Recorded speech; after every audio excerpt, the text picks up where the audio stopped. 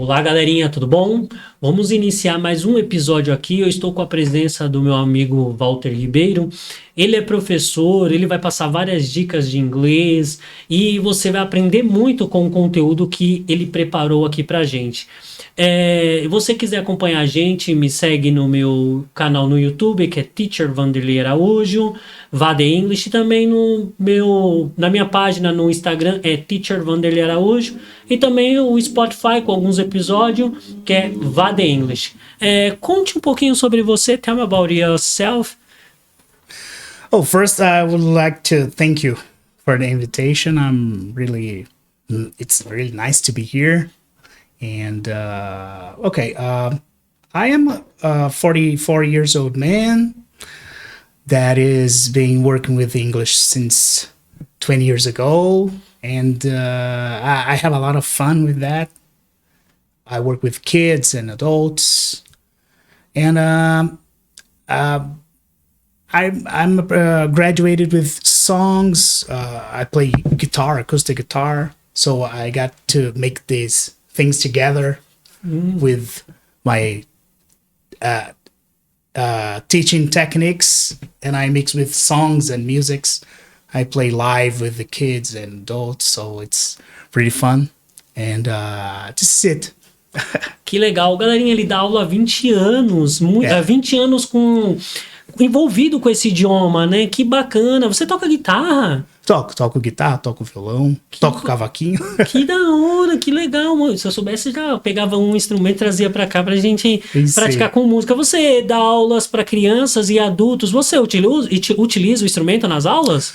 Utilizo muito pela própria forma de quebrar o gelo, de trazer mais dinamismo. Sim. E também é muito bom para desenvolver ritmo, né? Sim. Então, eu meio que uni o útil ao agradável, assim. Eu conheci o violão como instrumento no Projeto Guri. Estudei no Projeto Guri. Que top. E de lá, eu comecei a agregar no processo de aula com crianças, né? Eu trabalho com crianças, eu brinco que eu dou aula para crianças de 6 a 60 anos. Sim. Porque eu trabalho com crianças no segmento do fundamental, na rede pública, e também no segmento particular com aulas de inglês para adultos, na maioria das vezes, né?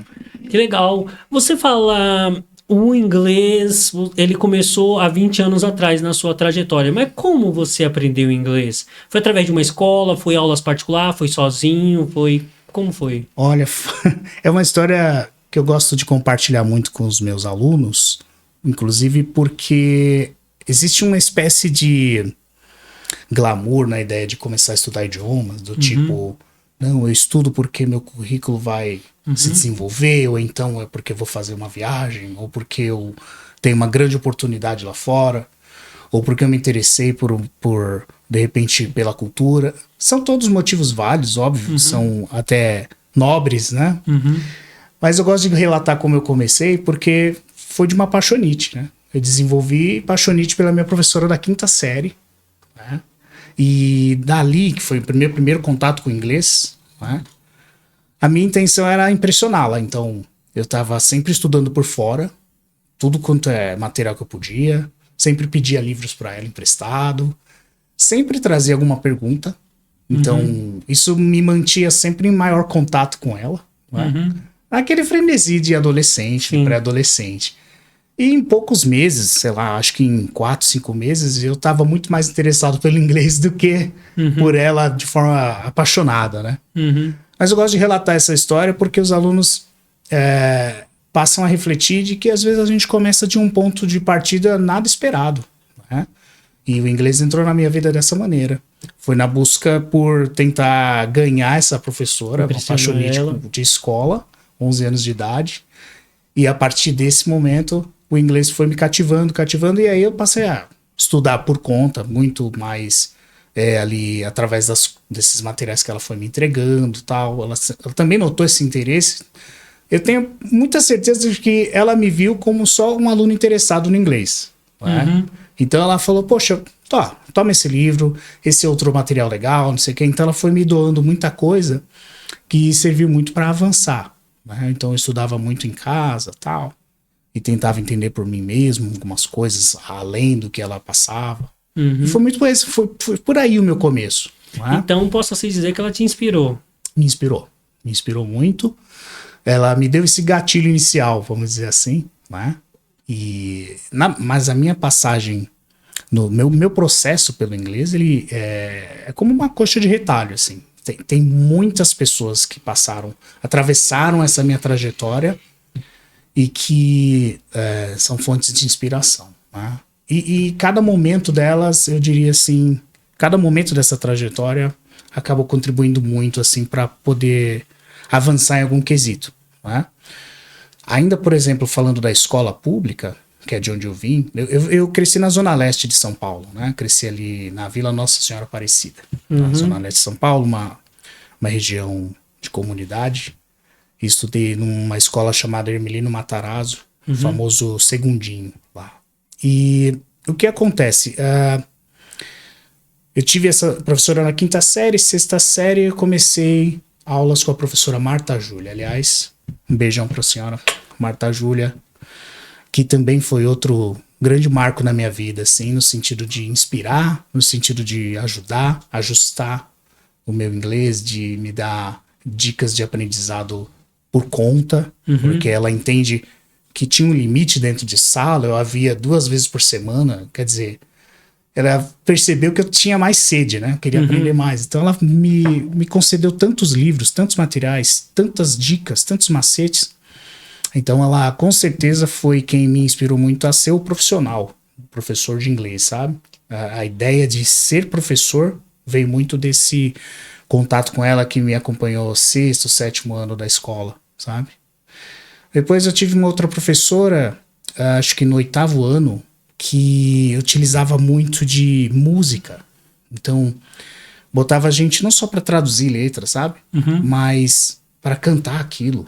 E aí, você tem violão, então você vai cantar ela ao vivo. Então a gente tinha quase que um projeto com banda e que era instigante porque você tinha o desafio de ter que cantar aquela letra e aí faltavam dias para acontecer aquilo, então você ficava ali, vamos treinar, vamos fazer direito, isso aqui lá. Então ela criava muito dessa diversão com o aprendizado, né? Bacana. Essa professora também foi fantástica para me fazer entender que aprendizado ele precisa acontecer sem estresse, né? É claro que aprender envolve certo desconforto, porque você lida com o fato de que você não sabe. Você lida com o fato de que talvez você não tenha conseguido aquele momento. Então você vai treinar mais para melhorar. Então tem isso, mas se você reduz essa barreira que se cria ou surge, a pessoa meio que começa a ficar melhor para captar, né? Como se fosse uma antena, né? Legal. Então esse aprendizado sem estresse me deixou, assim, com ela, né? Com essas 2 pessoas, foi assim um ponto inicial incrível pro processo, sabe? De decidir dar aulas. Eu ainda era esse garoto de 11, 15 anos de idade, né? Mas super nerd, assim, sempre estudando muito. Estudioso. Aproveitava o tempo fora de sala. E o que eu mais fazia era isso. Tava em biblioteca, tava lendo, tava estudando, né? Muito top. Foi muito a partir dessas pessoas da rede pública. Eu costumo dizer que, por mais que hajam críticas bastante relevantes sobre o ensino público do Brasil, a sorte que a gente tem é de encontrar professores inspiradores na nossa trajetória. Né? Eu busco ser, inclusive, esse profissional também na rede pública, um professor que inspira essas crianças. Inclusive, eu migrei para o segmento do infantil por causa do feedback dos meus alunos particulares, adultos. A maioria deles vem com um relato assim, porque minha professora era muito ruim na escola, ou que eu aprendi com uma professora que ela gritava demais, ou era uma aula muito tensa, ou coisa do tipo. Então, as memórias criaram essa pessoa procurando aulas depois, né? Muitos anos depois, tentando buscar aula depois. Então, eu sempre busco criar boas memórias para os meus alunos, principalmente as crianças, e a partir desse tipo de princípio, assim, né? Tenta tirar o estresse, tenta trazer um pouco mais de divertimento para o processo e tenta trazer um reforço positivo do tipo, consegui, finalmente, né? Sim. Mas tem mais um desafio. Então o desafio eles gostam muito, a gamificação. Então muito por aí. né? Que bacana. Galerinha, ele aprendeu de uma maneira que as pessoas muito criticam. A base dele foi de escola pública, mas ele não só dependeu do que estava na sala, ele ia atrás. Isso é muito importante. Porque às vezes a gente critica, a escola não tem bons professores. Às vezes a escola tem bons professores, mas não tem alunos que são dedicados a querer buscar conteúdo. Você era um aluno que estava vendo a oportunidade, buscava conteúdo. Eu aprendi, aí você ia atrás daquele conteúdo que possa agregar com o que você já aprendeu. De fato. Isso é muito importante. Não apenas deixar só a responsabilidade na mão do professor, mas o aluno também saber fazer a responsabilidade de buscar aprender fora da sala de aula. Bacana isso, muito importante. Essas professoras, eu diria que a sensibilidade delas foi de captar essa pessoa com maior interesse que o comum, vamos dizer assim. E a partir daí, não minar isso. Então elas foram estimulando. Você quer mais conhecimento? Toma esse livro. Toma esse desafio para você fazer. Tenta dizer isso, tenta fazer essa frase, tenta resolver esse puzzle. Eu lembro que ela perguntava, por exemplo, quem consegue dizer os números ímpares em inglês? Só os ímpares, de 1 a 100. Bacana, então ela colocava a gente para pensar mesmo. Pegar aquele conhecimento e já tentar aplicar de um jeito que fosse desafiador, que fosse recompensador no sentido de ganhei e tal. Então esse espírito essa sensibilidade, né? Que de bacana. identificar essas pessoas interessadas. Eu pensei nessa estratégia, hein? Eu já dei aulas várias vezes com números, mas usar essa estratégia, fala só os ímpares, fala só os números pares, nunca tentei fazer isso. Isso aí é cativante. Porque isso vai forçar ela a pensar, vai forçar ela a desenvolver a habilidade com os números, né? Muito bacana. Tenta fazer isso em casa. Tentar de 2 em 2, de 3 em 3, só os números ímpares. Muito bacana isso. De 5 em 5, fazer somas. Muito bacana isso. Usa a sua criatividade aí. Já vai pegando essa dica. Tenta fazer soma, divisão, multiplicação.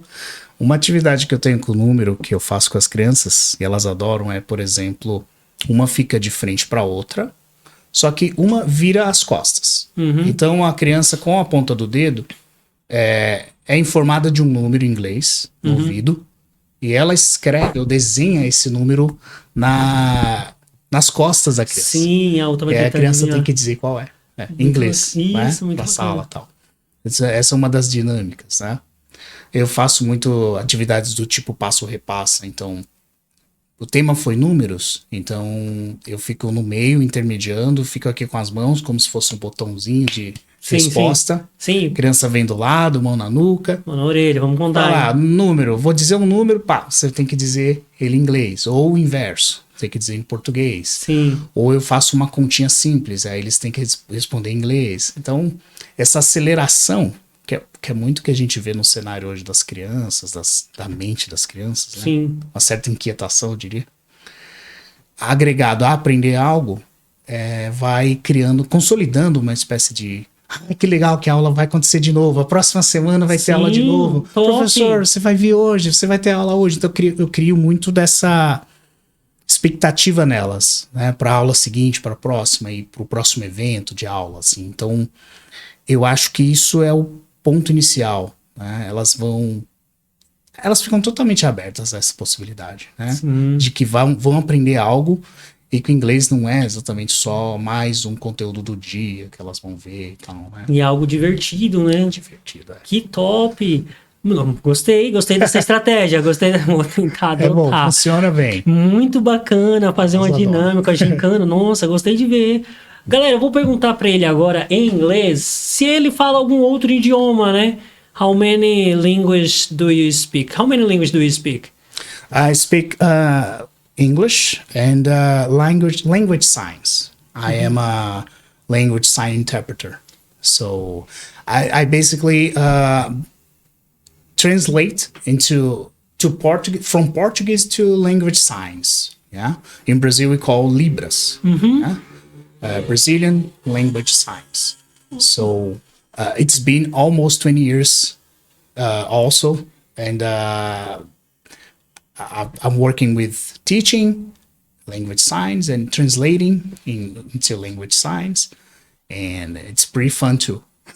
Nossa. There are a lot of curiosities about it too. Nossa, 12 anos, mais de 12 anos. Yeah. Então ele fala, além de inglês, português, ele também fala em Libras, galera. Primeiro professor que veio aqui em Libras. Como que a gente faria... Oh, nossa, já tô curioso. Como que a gente faria uma pergunta, sei lá...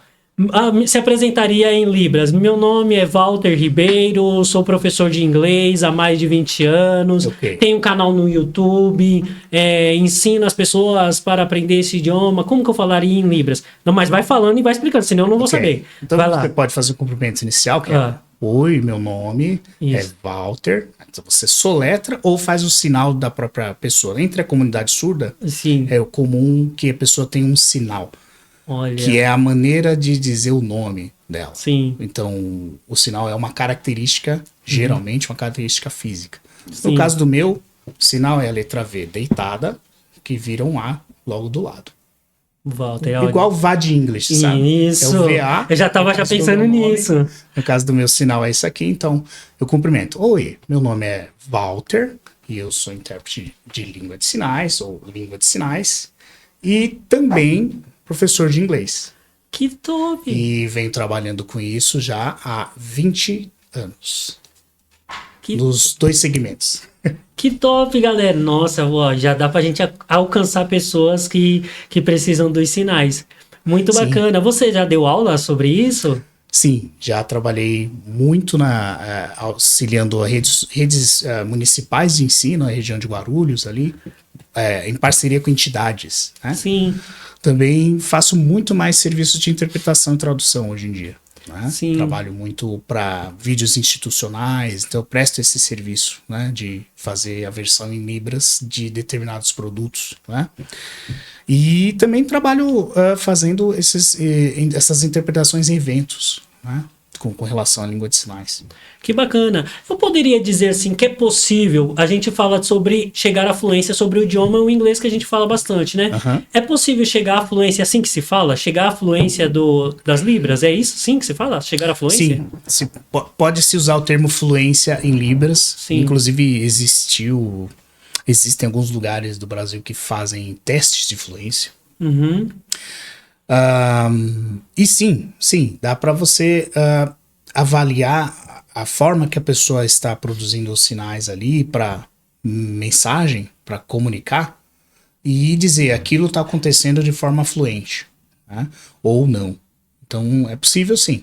Assim como no inglês a gente tem, embora hajam muitas concepções diferentes do que é fluência, sim, eu diria que com o inglês a gente alcança muito a fluência a partir do momento que a gente entende que está comunicando com clareza, né? Uhum. A conversa seja tá fluindo. qual for a informação. Sim, a conversa está fluindo. Exato. E na língua de sinais é muito parecido. Você também vai se utilizar dos sinais e todo momento que você está fazendo isso de uma maneira clara ou de maneira a não truncar a comunicação, ou seja, o que ele disse aqui? Peraí, ele está querendo dizer isso ou aquilo com esse sinal? Quer dizer, isso tudo vai criando essa noção para você e para quem te avalia, por exemplo, de que você está sendo fluente, de que você foi fluente, né?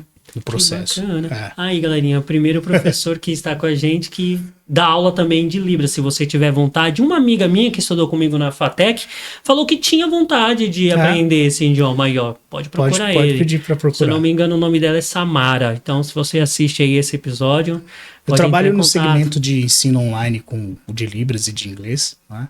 E vai ser com certeza fácil para logística, para dinâmica. Hoje em dia tudo está muito online, né? Muito mais fácil, mais prático. Pensa, você mora aqui e a pessoa tem vontade de aprender, mas mora em Minas Gerais. Você não vai para Minas Gerais para ensinar ela. Hoje a gente tem outros meios, né? Muito mais fácil. Facilitadores. Isso. Você dá aula para iniciantes, intermediário, avançado no inglês agora. Vamos voltar pro inglês. Uhum. Você dá aula para quais níveis ou todos os níveis? Trabalho com todos os segmentos. Também ofereço cursos preparatórios. Sim, para quem vai fazer prova, algo do tipo, viagem. Isso. Tenho feito muito Duolingo Test, por exemplo, como preparatório, oferecido o TOEFL também. E faço também preparatórios para entrevista de intercâmbio, né? Ou para tirar o visa, por exemplo. Né? Eu dou aquele feedback de algumas aulas com a pessoa, eu oriento ela mais ou menos do que ela pode esperar, né, de uma entrevista para tirar o visto, né? Então tem sido isso muito do que eu tenho feito, né? Muito desses serviços ocorrem a partir das minhas redes sociais, que eu ofereço para a pessoa um conhecimento ali em pílulas, e também com as aulas particulares, né? Eu trabalho individualmente e grupos, no máximo 6, 8 pessoas. Né? Top. Tem feito muito isso. Muito bacana. Hoje, você já fez assim testes ou preparou alunos para fazer testes, tipo no Cambridge, já preparou alunos para fazer? Eu tenho uma experiência bem recente, inclusive muito feliz, de preparar a aluna para o Duolingo Test. E ela é uma atleta, ela precisava ir para os Estados Unidos para fechar por completo um contrato, e ela precisava apresentar esse Duolingo Test com um certo grau, né, uma certa avaliação. Então, nós fizemos um intensivão, ela já tinha algum nível de inglês, é muito importante destacar isso, né? Esses testes de proficiência costumam partir de um certo nível, né? E dali você aprofunda. E se você está buscando esse tipo de proficiência, é bom você já ter iniciado a base do inglês, né? E no caso dessa menina, ela conseguiu, passou notícia bem feliz da foto da aprovação do teste e tal. Foi bem interessante, assim, de ver. Ao mesmo tempo que eu a preparei, inclusive, pro Visa, né? Para poder tirar o visto americano, né? E bem agora no turbilhão de restrições que o Trump tá criando, né? Sim. Maiores. Acabou que deu certo, foi tudo... Assim, todo o estresse, a tensão que tava no entorno desse processo se acalmou depois que ela passou. Hoje ela até tem rede social e promove muito do que está sendo para ela, uma atleta brasileira, do basquete, estudando no basquete americano e a rotina dela, é bem legal, acompanho ela muito lá. Que bacana! Olha, ele preparou um atleta, e a atleta é bem regrado, hein? Pois é. Que nível que ela iniciou contigo para fazer esse teste? Ela tem o básico, básico mesmo, indo para o intermediário, então eu tive que cavar ali um pouco mais do conhecimento básico dela, mas eu foquei muito no qual é a modalidade típica de teste do Duolingo. Né? O Duolingo Test, por exemplo, trabalha muito a sua habilidade de reconhecer vocabulário. Então, isso é verdade ou não? Essa palavra existe ou não? Né? E escrever frases. Então, você ouviu I like rock and roll. Como é que você vai escrever isso? Então, você é testado muito, inclusive, no quanto você é objetivo. Então, eles perguntam, do you like rock and why? Então, você tem 30 segundos para falar. E tá aí um grande desafio pro brasileiro. É tentar falar pouco. Né? Sim. Às vezes uma pergunta bem simples como essa, a pessoa pode fazer uma digressão, claro que depende das circunstâncias e momentos, mas no geral a gente faz muita fala, né? Faz muita fala. E o inglês ele trabalha muito numa dinâmica de ser mais objetivo, mais seco, mais direto. Então tá aí uma coisa que eu costumo trabalhar muito nos meus alunos. Tá aí um dos desafios para eles é tentar ser objetivo direto. Verdade, o brasileiro gosta de falar. Você citou algo muito importante. O brasileiro gosta de falar e eles é bem direto. Good for you. Comprei um carro. Aí o brasileiro, nossa, que bacana que você realizou seu sonho, você comprou seu carro. Aí o americano, comprei o carro. Good for you. Ele não gostou? Não se alegrou comigo? Não. Pois é. É apenas isso, good for you. Bom pra você. E é isso, é o que a gente também se tem da nossa cultura, a gente tem que entender isso, né? Por exemplo, você mora aqui no Brasil há 30 anos, não sei quanto tempo, mora aqui no Brasil, sempre morou aqui, nunca saiu, né? O máximo que foi para outros estados, Bahia, Rio de Janeiro e tal. E aí você tem a oportunidade de ir para fora, para um outro país, seja o Canadá, Londres, Estados Unidos. E chega lá, você todo brasileiro, quente, acaloroso, quer beijar, quer abraçar, quer apertar na mão, e ele é bem diferente. Opa, calma. Você tem que aprender a cultura do país. Você chega a ensinar sobre cultura de outros países com seus alunos? Você mergulha, faz essa imersão? Muito. Eu faço muito esse processo. Eu até diria que o ensino de qualquer idioma precisa passar por isso de forma candente. Assim, não dá para ignorar isso. Eu digo isso porque há uma tendência muito grande do mercado de ensino de idiomas, de tentar separar essas coisas, né? Como que colocando em caixinhas, assim. Você quer aprender gramática, vem aqui. Você quer aprender sua fala, vem aqui. Você quer aprender cultura, vem nesse. Mas eu não vejo isso como algo que dá para desmembrar, né? Então, eu sempre dou pinceladas de aspectos culturais aos meus alunos, salientando para eles que é fundamental isso caminhar junto com o aprendizado do idioma. Muito bom. Eu acho até que uma das riquezas de se aprender o idioma é você se tornar um ser humano que conhece outros seres humanos, outras pessoas de outros lugares, e suas formas de pensar e agir, seus hábitos, né?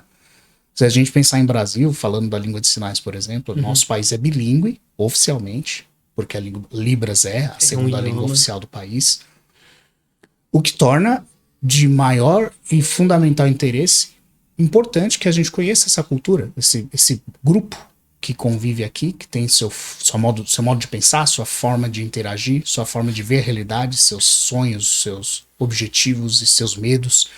Então, a partir do idioma, a gente começa a criar essa ponte, né? A partir do idioma. E na questão de cultura, o meu canal, por exemplo, foca muito no brasileiro. O jeito que o brasileiro vê o aprendizado de inglês, né? Sim. Então, um exemplo simples. Você costuma beijar, dar 2 beijinhos. Aí você lida com um canadense ou um europeu que não quer beijinho. Eu costumo citar para eles o seguinte: a Europa já passou por 2 pandemias. A gente viveu uma na nossa vida e a Europa passou até por 3, aliás. Você acha que um povo que quase se dizimou, quase morre todo por mundo completo por causa de pandemia, aprende o que com relação a toque? Ele vai criar distância. Eu diria que esse é um elemento cultural significativo. Eles notaram, entenderam que o toque que estava contribuindo para a contaminação, para espalhar vírus, coisas do tipo. Então, se tem um lugar que isso assim, foi aprendido de uma maneira dura, é a região europeia, é os usuários de inglês dessa região, por exemplo. E é da onde a gente escuta mais essa crítica. Eles são frios, eles não tocam, não pegam na mão, não dão beijo. Mas ele tem um motivo. Quer dizer, um dos fatores eu diria que é esse, né?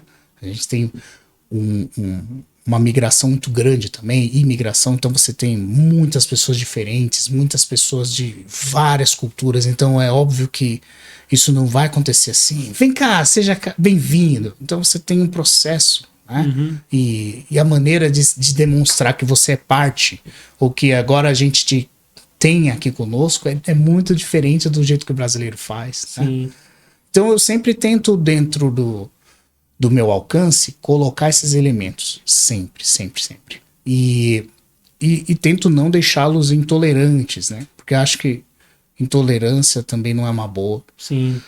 Eu não vou dizer aqui que aprender o idioma te torna intolerante. Infelizmente, eu não acredito que qualquer conhecimento te torne intolerante. Você precisa desenvolver a tolerância a partir de outros mecanismos. A gente tem pessoas inteligentíssimas que são intolerantes, né? Pessoas que falam muitos idiomas e que são intolerantes. Então, eu torço só para que o processo de aprendizado de inglês da pessoa que passa por mim seja para que ela se torne alguém com mais empatia, com mais tolerância, com mais reconhecimento da diferença, com mais respeito a simplesmente um outro ser vivo que lida de maneiras diferentes com os valores e com a maneira de comportar e tal. Top. E o legal é que cultura envolve história, né? É muito envolvido com história. Você vai para um país, você vai aprender a cultura, vai aprender a história daquele país. Vai aprender os motivos, as regras, a história por completo. Muito bacana isso. Aquilo que está enraizado no imaginário daquelas pessoas. Muito bacana. Uma pergunta, Libra. A gente vai voltar para o inglês, mas uma pergunta. Libra é algo mundial, igual, por exemplo, ou cada lugar tem a sua maneira de fazer Libras? Cada lugar tem a sua própria língua de sinais. Interessante. Língua de sinais é um termo mais abrangente. E Libras é o nome que a gente dá para a língua de sinais do Brasil, porque ela é uma sigla, né? Libras, Língua Brasileira de Sinais. Então é daí que a gente tira o termo Libras, né? Mas, por exemplo, a língua dos Estados Unidos se chama American Sign Language, ASL. entendeu? Então, cada país tem a sua própria. Sim, entendi. É. Muito bacana. Você já se interessou a pensar em aprender a deles? Eu dou umas pinceladas na língua americana de sinais, por curiosidade mesmo. Até porque tá muito próximo do contato com o inglês, né? Sim. Tem bastante tutorial na internet, inclusive ensinando o básico dos sinais, da soletração e tudo mais. E o detalhe curioso, dá para dizer, desse universo da língua de sinais, por exemplo, é que a língua de maior influência, vamos dizer, da língua brasileira de sinais é o francês. Foi muito a partir da língua de sinais francesa que a gente tem a base calcada para o que gerou a língua de sinais hoje. Né? Muito bacana. E se você estuda, por exemplo, a língua francesa de sinais, você vai encontrar várias semelhanças.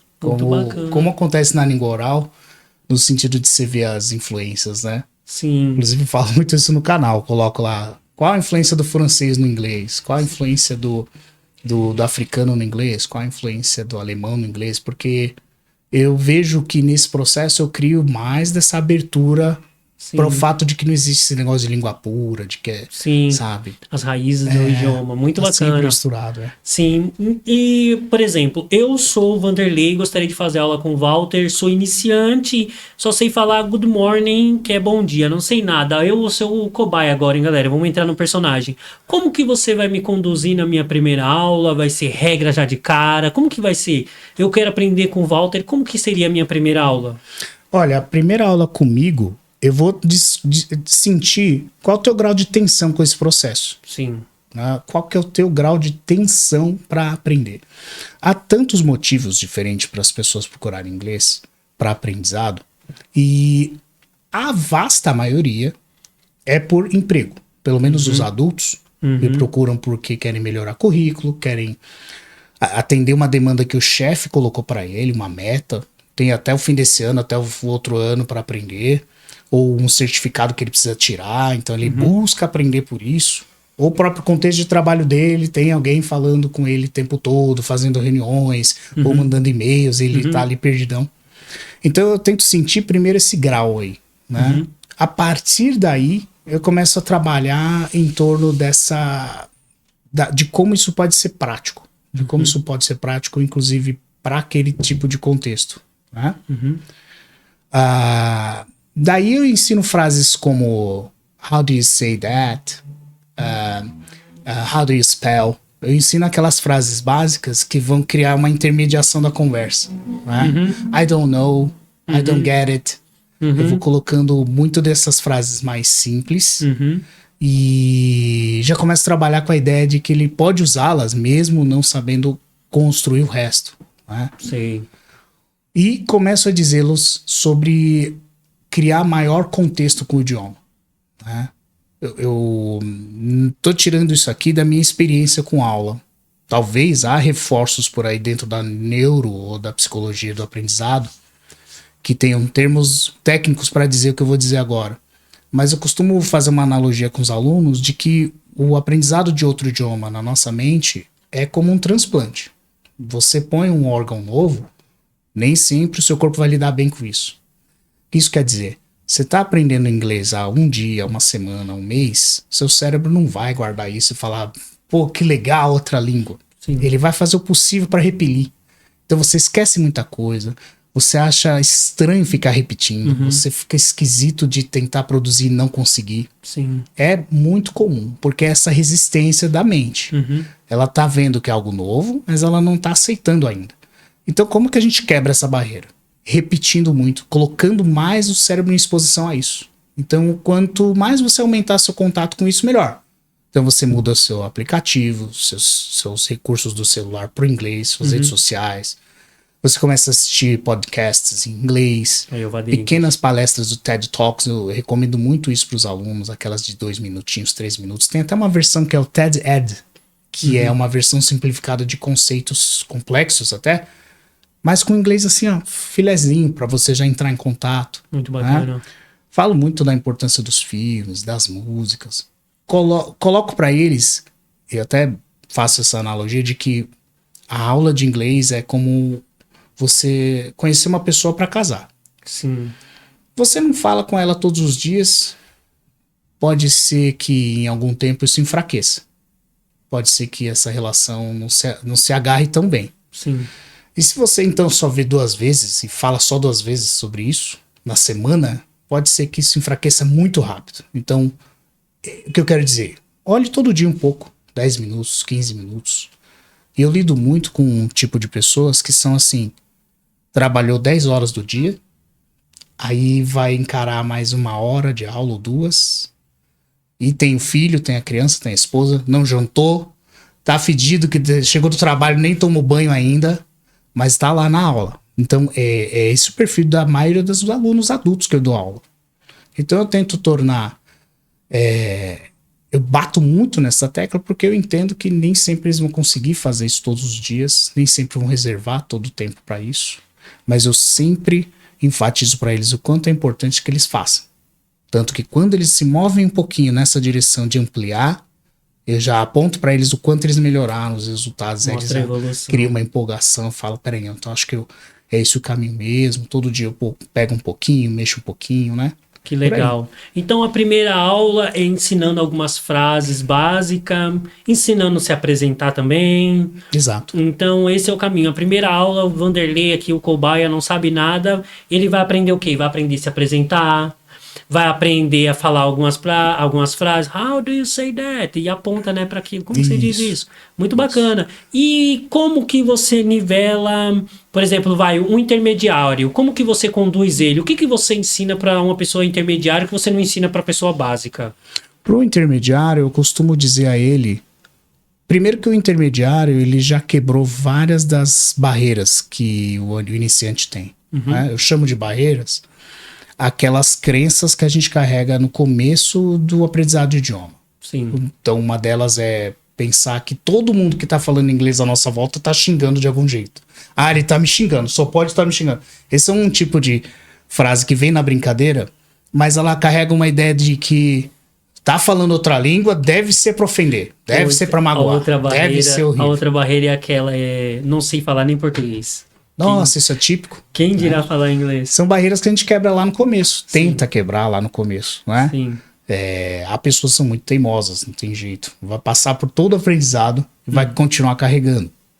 Outra barreira é a de comparar muito o português com o inglês. Então, por exemplo, eles soltam coisas assim. Nossa, mas...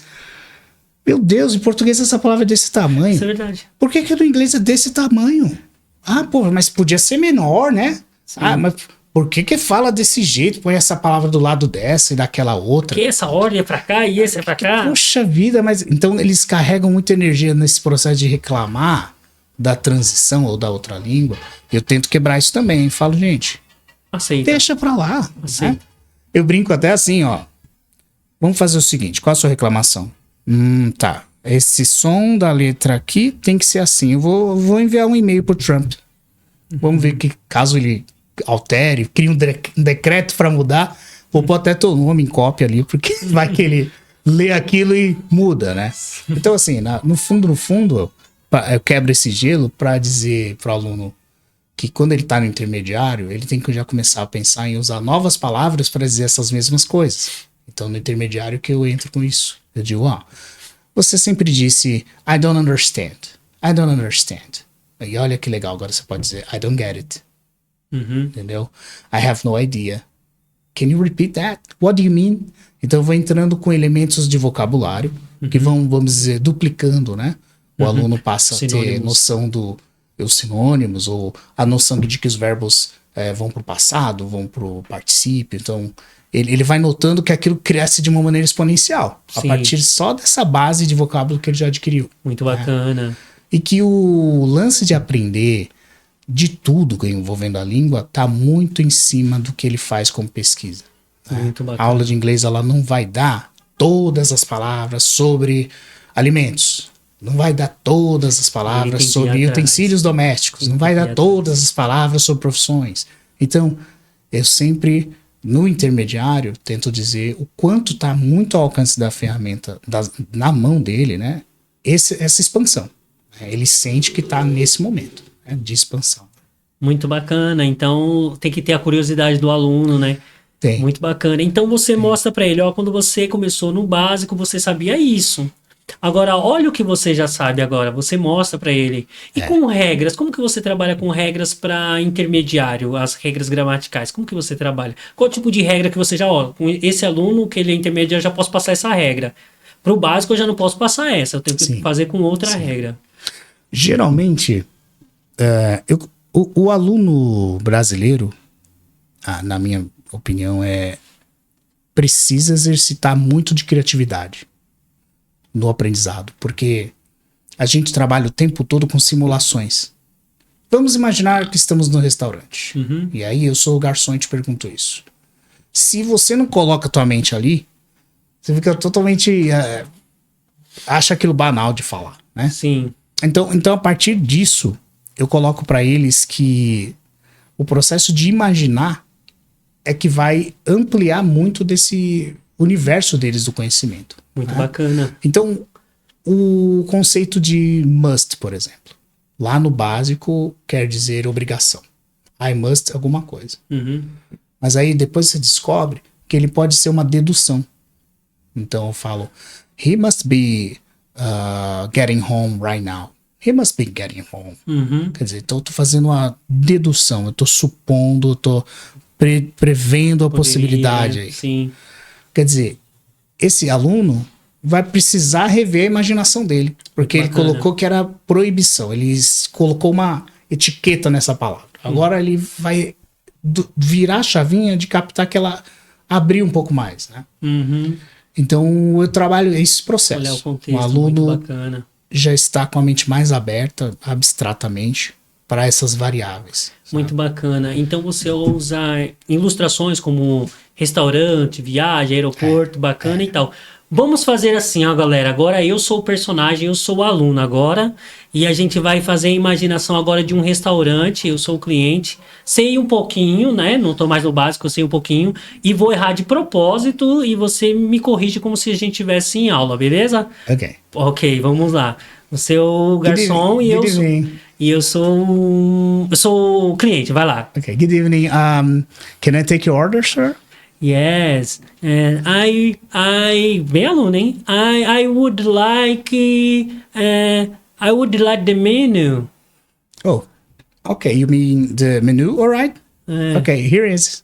Oh, good. I would like que aluno gosta de pensar, né? A hambúrguer, and I would like some water, and all right. Just Olin. All right? Okay. All right. You mean that's it? Okay. That's it. All right. Just only, not so common, but that's it. It's nice. Oh, good. This is it. It's also another way to say it. So this is it. It's much more natural, more common. Yeah. When you think, you say, Brazilians say, my name is. No, they say my name is. Quando eu tô no intermediário, eu tento cortar já esses vícios esses pensamentos, né? Porque a gente para assim, eu fiz de propósito. Eu costumo dizer para eles, inclusive, que não é que não exista isso no inglês. As pausas só estão em lugares diferentes. Sim. Então, por exemplo, se você diz I would like coffee, please. Então, o brasileiro vai dizer assim I would... Isso. Aí eu falo, calma, tira esse mas a pausa tenta ir no like. Então, I would like... para aí, no like. Se você tá pensando, para no like. Sim. I would like coffee. Ou então para no I would like some coffee. Então, eu tento dar Muito bacana. Eu tento não eliminar o nosso trejeito e eu encaixo a maneira fica mais inglês, bacana de se ficar pensando legal. Exato. Legal. E eu treino isso, sabe? Eu coloco para eles um conjunto de frases e vou colocando eles para treinar exatamente isso, onde eles vão pôr a pausa, né? E onde eles vão criar esse momento Sim. de pensamento e tudo mais, né? A teacher que legal. esteve aqui com a gente, não sei se você conhece ela, é a Erika, você chegou a conhecer? Ah, não. Eu assisti o podcast dela. Sim, ela trabalhou com a Shirley também. E o bacana que ela levanta plaquinhas, ela falou que levanta plaquinhas para o aluno pensar. Que legal. Fazendo os conectores, né? Well, but. E aí não fica aquele negócio só de fala e não sabe fazer uma pausa, não respira. E ela falou assim, ó, vamos usar essas plaquinhas, eu vou levantar a plaquinha, você vai ter que usar esse conector aqui, ó, but. Pode falar, agora continua. Levantou a plaquinha, well. Fala well, dá aquela pensada e você vai utilizar esse well e agora você continua. E ela utilizou essa estratégia. E isso também serve, igual você falou. A gente pode pensar, mas você tem que saber usar essas maneiras de se pensar. Muito bacana. O centro do que eu faço com os alunos é eles compreenderem que a cultura deles como brasileiro, ela não vai ser eliminada por completo, mas ele vai ter que tentar criar um outro personagem que vai se utilizar disso de outras formas, em momentos diferentes, em contextos diferentes, com um vocabulário diferente, né? Então, quando eu consigo fazer o aluno perceber isso, aí flui, que é uma beleza. Porque quebra muitas barreiras já de cara, né? A partir do momento que ele entende assim, não é que é um brasileiro falando inglês, mas é um falante de inglês. E Sim. falante de inglês se utiliza do inglês de formas diferenciadas, Sim. com sons diferenciados, combinando som, palavras de formas diferentes. Então, eu gosto de trazer esse estranhamento, claro. Ah, nossa, olha como o som disso é. Mas, ao mesmo tempo, eu tento dar algum recurso que faça ele não ficar só no estranhamento. Muito que top. tente agregar, né? A gente perguntou como ele explicaria para um básico, para o intermediário. Agora, o tchan, tchan, tchan, tchan.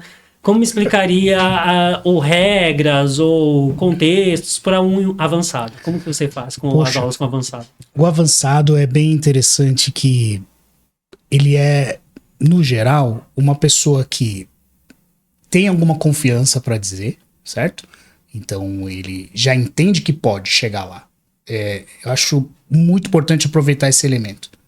Porque o que tem de gente que no início não acredita nessa possibilidade, né, ela geralmente tem 10% de confiança nessa possibilidade.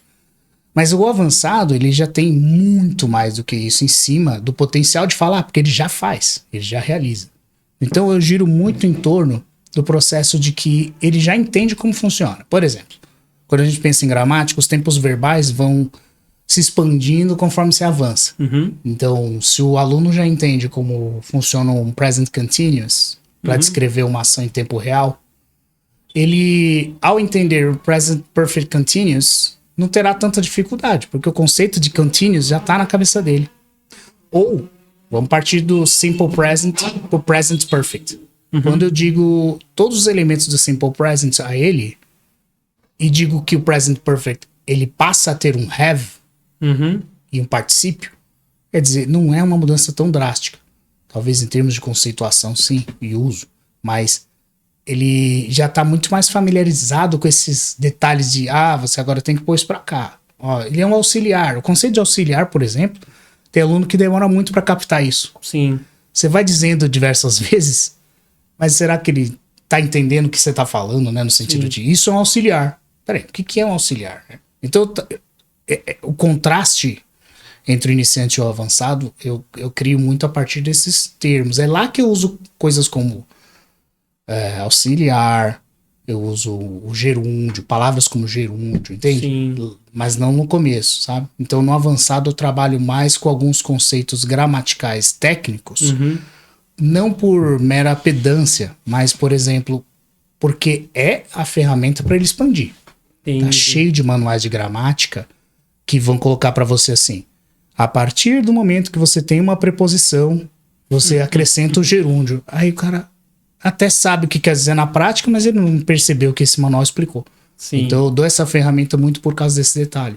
Né? Muito bacana. Quando ele faz quando ele na minha expectativa, ele é essa pessoa que busca expandir, né, o tempo todo.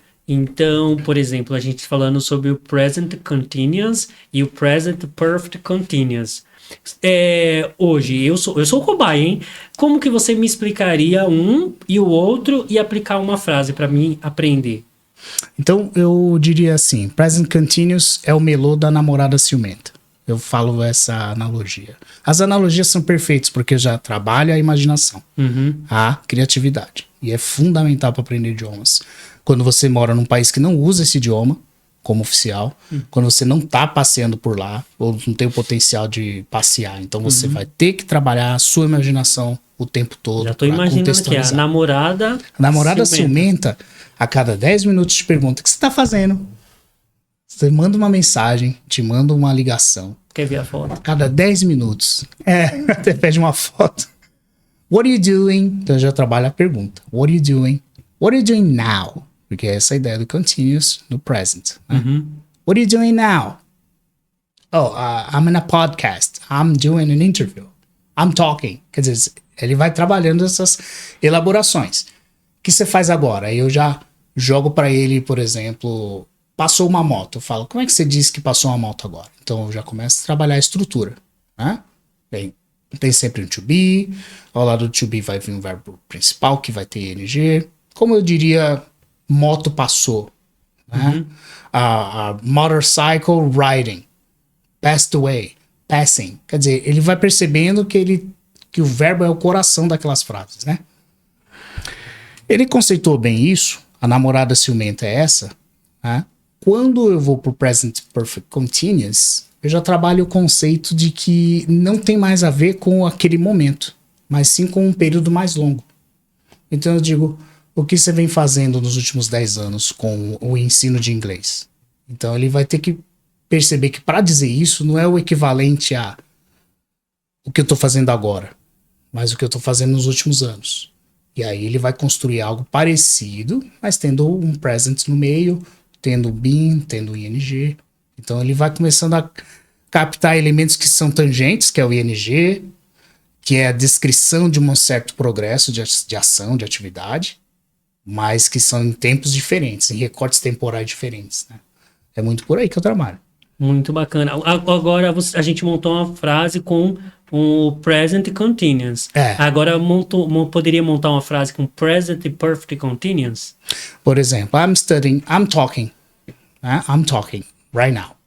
E present continuous. Para você dizer que vem conversando com pessoas no seu podcast há 2 anos, você vai dizer I have been. Você vai precisar incluir essas duas coisinhas e o talking. I have been talking to people for 2 years. O que importa é quanto tempo faz. Sim. Então o for entra aí e você acrescenta o tempo. Sim. Então tenta dizer. Aí você vai dizer algo talvez parecido com continuous. Aí eu ligo. O que precisa incluir? Tem que incluir o have. Ok, onde ele vai? Aí ele vem lá. I have, quer dizer, have, né? Vamos lá, lembra do som. I have been talking to people for 2 years. Muito bacana. Então eu tento fazer sempre ele notar que parte daquela base e que só se expande, só se desdobra de um outro jeito, né? Muito bacana. E o legal é que ele vai atrás dos particípios da vida, né? Sim. Porque não adianta só ele entender a estrutura. Mas e aí, ele entende a estrutura, mas só sabe falar o bem? Então, vamos atrás de mais alguns particípiozinhos para aumentar o seu vocabulário, para você ter mais diálogo. Você vai conversar com uma pessoa e aí, em 5 minutos, acabou a conversa, porque você não tem vocabulário para continuar uma conversa, um diálogo. Sim. Então, tem que partir daquela papo que a gente já estava dizendo no começo. A curiosidade do aluno para ir buscar conteúdo. Eu trabalho com eles alguns exercícios e sugestões do grupo semântico. Então, por exemplo, se você quer saber sobre legumes, então o grupo semântico é esse, legumes. Então, tira um dia e só se dedique a conhecer 10 legumes diferentes. E quanto a isso, a gente tem todo tipo de jeito de aprender, né? Desde você assistir um vídeo ensinando isso, ou o próprio IA, né? Então, quer dizer, dá para você buscar essa pesquisa de 10 minutinhos e descobrir 10 legumes. Muito bacana. Só que eu sempre digo para eles que uma palavra só existe a partir do momento que você entendeu como ela é escrita, entendeu como ela é pronunciada e entendeu como ela vai numa frase. Né? Sim. Se você só sabe a pronúncia dela, ela ainda é uma palavra inexistente para você como vocabulário. É uma palavra solta como ferramenta. Se você ainda tem dificuldades da escrita nela, ela ainda está no meio do caminho, ela é só uma sombra ali no seu uso. Agora, se você também não sabe encaixar ela numa frase, ela ainda é um elemento que não te acrescenta, né? Então, tenta pegar essas três coisas quando você pega essas palavras. Né? E aí eu trabalho muito produção de vídeo, extras, que vão acrescentar algum vocabulário mais específico, como, por exemplo, os verbos no particípio. Uhum. Então eu faço esse vídeo personalizado, onde eu incluo ali a pronúncia de cada um nos tempos todos, eu agrupo em pequenos grupinhos de 5, ou trabalho em cima de temáticas. Então eu ofereço essa ferramenta, falo, ó, você está dirigindo, bota esses áudios, vai repetindo. Você está aguardando para alguma outra coisa, assiste ele ali, porque sempre são vídeos curtos, sempre faço vídeos curtos que... Nesse caso, não são vídeos que vão para redes sociais, né? São vídeos que vão para esses alunos particulares. Né? São sempre produções a partir disso, girando em torno desses acréscimos, né? Vamos dizer assim. Muito bacana. Ele também fala, a gente tá quase chegando no fim, mas ele também fala nos vídeos dele, galera, sobre diferenças de sons, que as pessoas confundem, né? Diferença de, esse som é semelhante a esse som é semelhante a esse. Esses são aulas e vídeos que os seus seguidores e alunos mais gostam? Olha, os vídeos que eu percebi que tiveram mais repercussão foram vídeos pautados em trends de internet, pessoas falando coisas, dizendo frases que vão sendo repetidas à exaustão e que de alguma maneira eu explico o que quer dizer.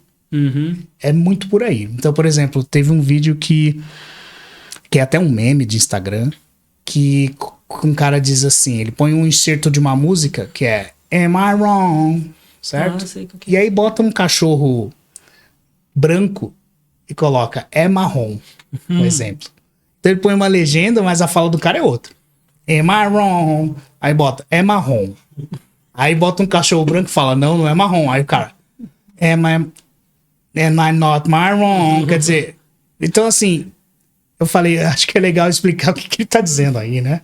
É a famosa inversão do to be, que parece um fantasma pra muita gente. Então, to be se inverte para perguntar. Então, em vez de I am, é am I. Então, é aí que sai esse som am I wrong? Que não é marrom, como ele tá falando, a gente acha que é, mas no fundo, cria essa... agora entendi. Sim. As crianças agora estavam na febre do Bobbie Goods. Então, goods é um good com S. E aí elas, poxa, o que quer dizer? Não é bons? Não é o plural de good, né?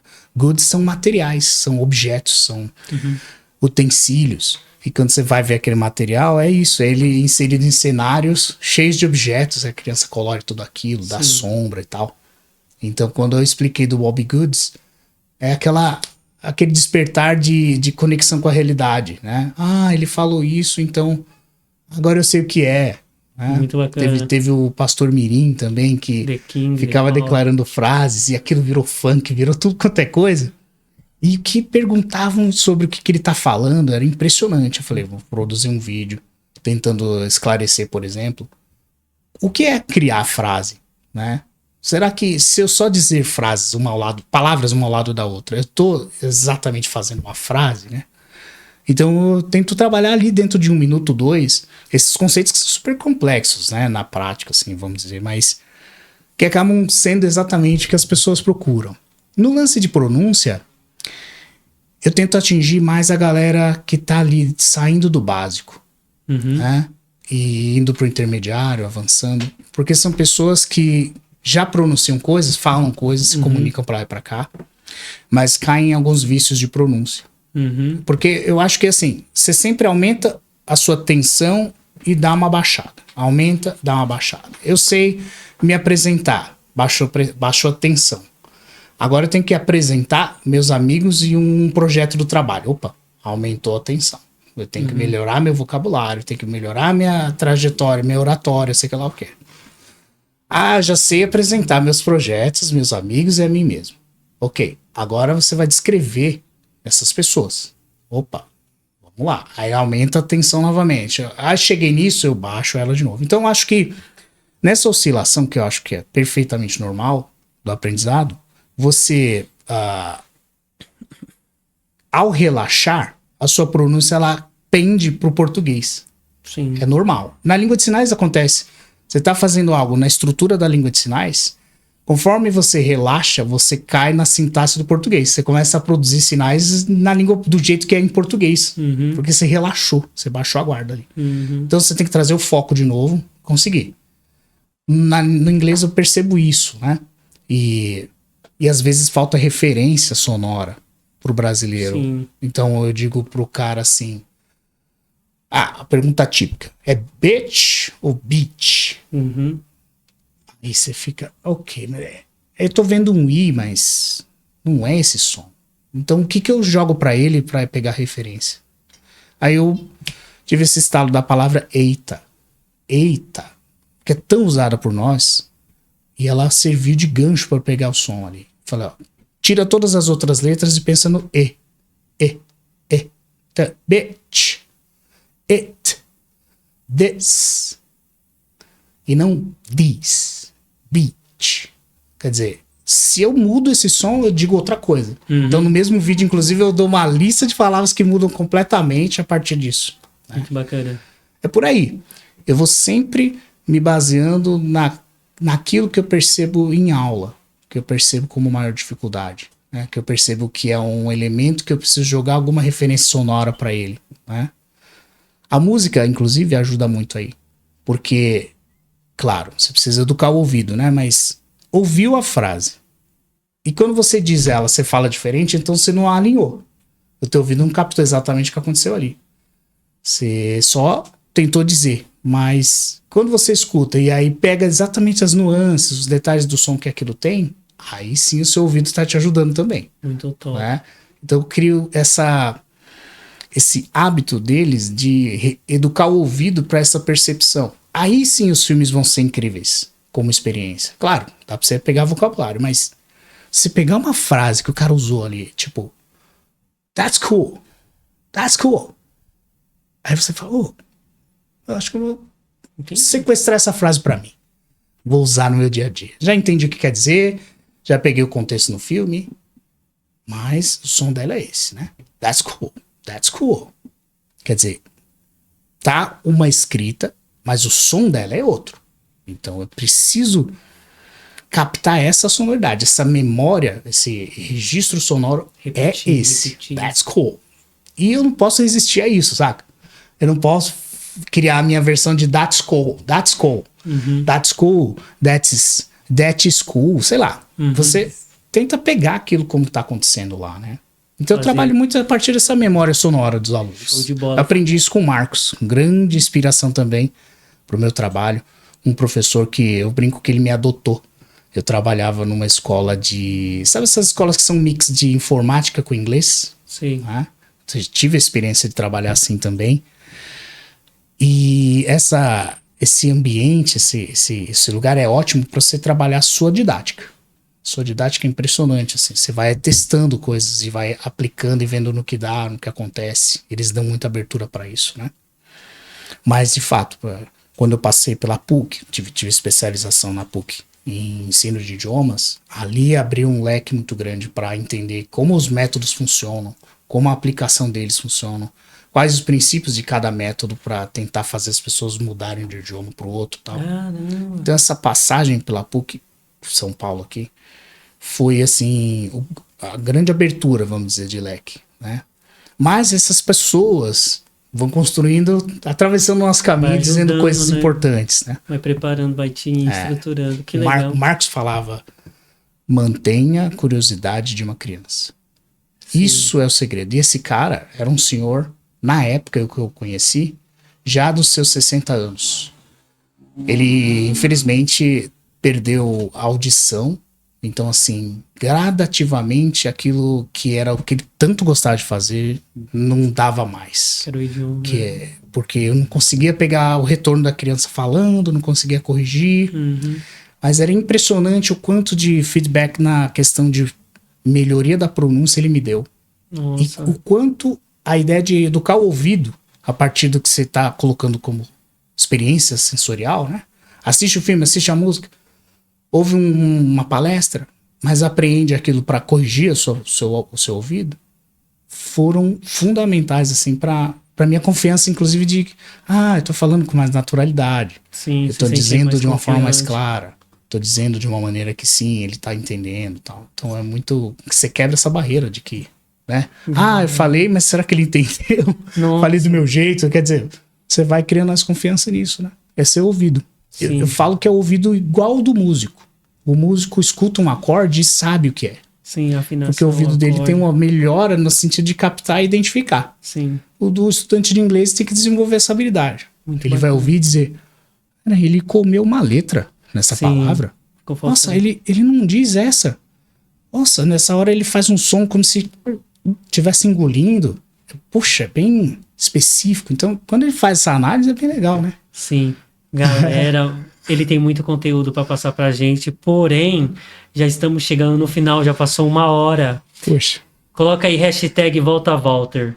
Se você gostou do conteúdo, coloca aí hashtag Volta Walter. Você que é aluno dele, você que acompanha ele no canal dele e gostou da experiência, das informações que ele passou pra gente, as dicas, as estratégias de como estudar, a maneira correta de estudar. Não é só estudar, mas tem a maneira correta também de se estudar, que isso é importante, o direcionamento. Deixa pra gente as suas redes sociais para as pessoas te acompanhar. A gente também vai deixar na descrição desse vídeo as redes sociais dele, mas pode fala aí as suas redes sociais para quem quiser te acompanhar, ter aula contigo. Eu tô no TikTok, no Instagram e no YouTube. Todos eles estão como Mr. Walter. Mr. Walter no Instagram, só que tá Mr. Walter em inglês, mas nas outras redes sociais tá Mr. Walter. Então, só me procurar por lá. Se você está assistindo e foi meu aluno ou é meu aluno, coloca aqui, eu vim pelo Mr. Walter, coloca nos comentários aqui desse podcast do Vanderlei. E se tiver uma segunda vez, eu venho com violão. Show de bola, muito bom. Hashtag Volta Walter. Muito obrigado, galera, você que nos acompanhou. A gente vai ficando por aqui. Me acompanha no YouTube, Teacher Vanderlei Araújo, Vade English. No Instagram é Teacher Vanderlei Araújo. E os episódios também no Spotify, que é Vade English. Muito obrigado. Vamos ficando por aqui. Vade English.